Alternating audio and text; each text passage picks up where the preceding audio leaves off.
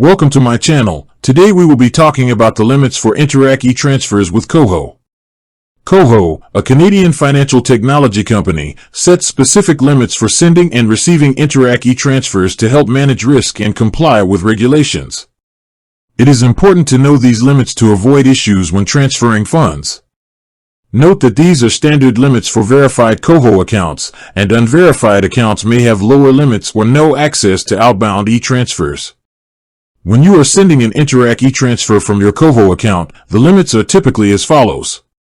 The maximum amount per single transaction is generally $5,000. The maximum daily amount you can send is also $5,000. This is a rolling 24-hour limit.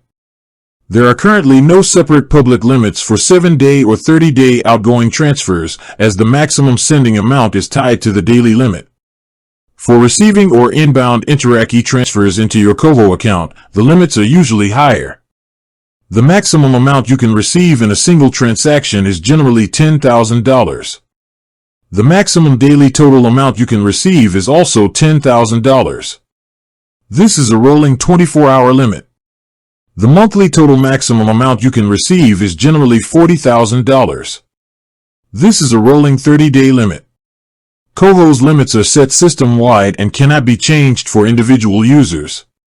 If you are experiencing difficulty with a transfer within these limits, you should contact Koho's customer support directly through their app. It is always a good practice to check Koho's official terms or help center for the most current and specific details, as these limits can occasionally be updated. With that being said, thank you for watching. For more finance videos, kindly check my page. Please like, share, comment, and subscribe to my channel. Thank you.